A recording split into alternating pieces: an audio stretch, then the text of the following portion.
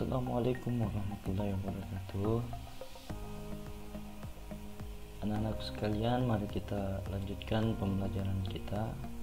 Kali ini kita akan membahas tentang mata pelajaran matematika, yaitu materi bilangan bulat. Nah, untuk materi bilangan bulat ini, anak-anakku diharapkan dapat mencapai tujuan pembelajarannya. Yang pertama, melalui latihan, anak-anakku semua dapat menentukan bilangan bulat negatif pada garis bilangan. Yang kedua, melalui latihan, kalian dapat mengurutkan bilangan bulat dari terbesar ke terkecil atau sebaliknya. Yang ketiga, melalui latihan, kalian dapat menyatakan situasi sehari-hari menggunakan konsep bilangan bulat negatif.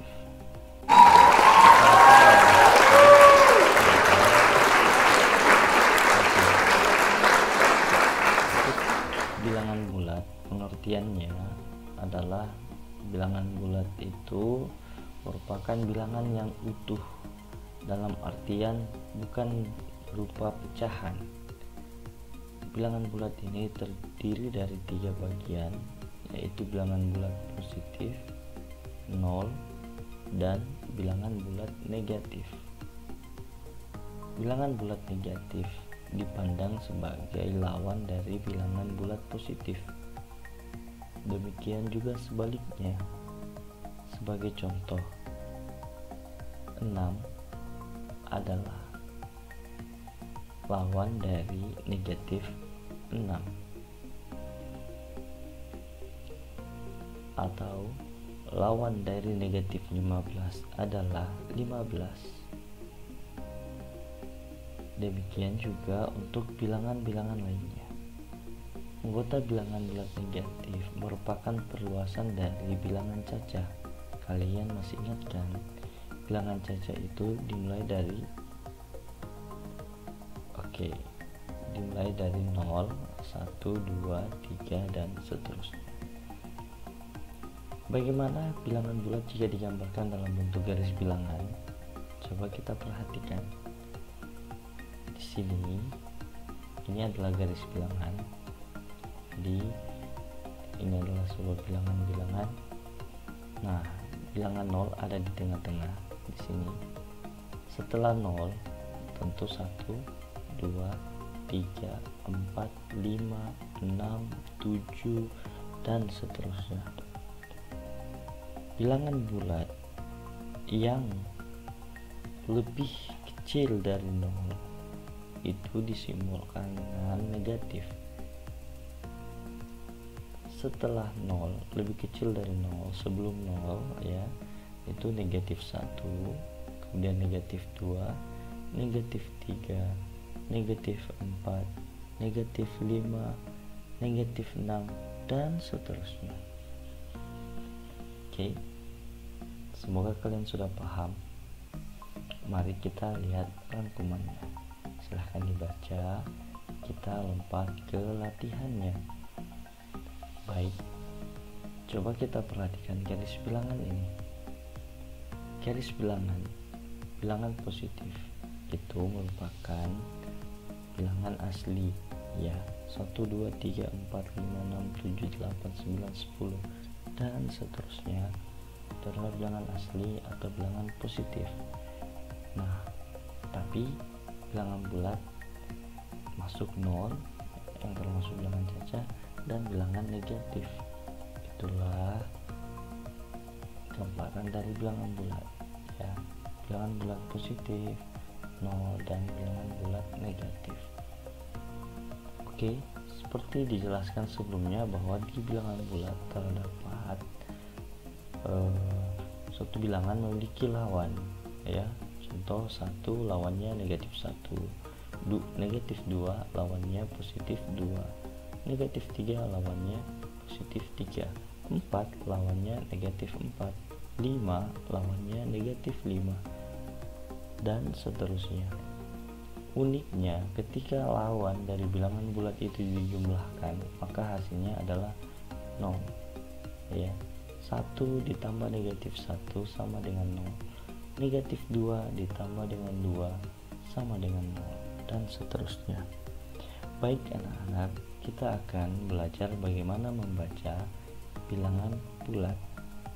Contoh, negatif 24, garis datar 24 dibaca negatif 24 ya.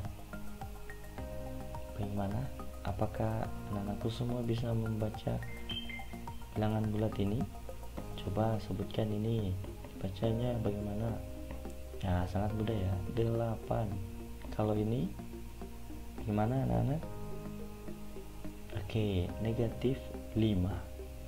Kalau ini, ayo siapa yang bisa? Ayo, negatif 128. Oke, betul ya semua. Kalau ini sudah bisa ya? Ya, negatif 210. Oke, anak-anakku sudah pintar semua. Mari kita lanjutkan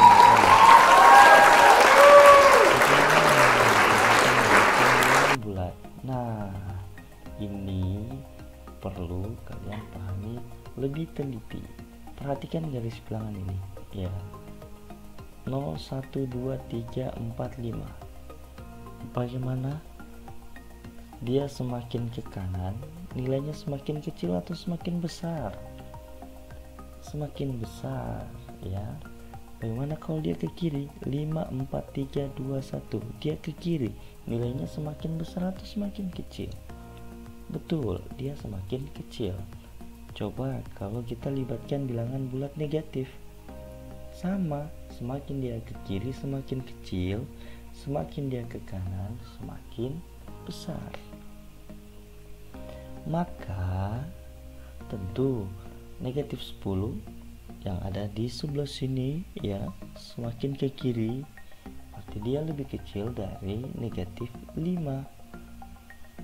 Kesimpulannya, kalau seperti itu, jika dia bilangan bulat negatif, semakin besar angkanya, maka dia semakin kecil sesungguhnya. Contoh, 0 dengan negatif 5, yang mana lebih besar anak-anak? Yang lebih besar 0 dibandingkan dengan negatif 5. Oke, kita belajar menggunakan simbol ya anak-anak ya.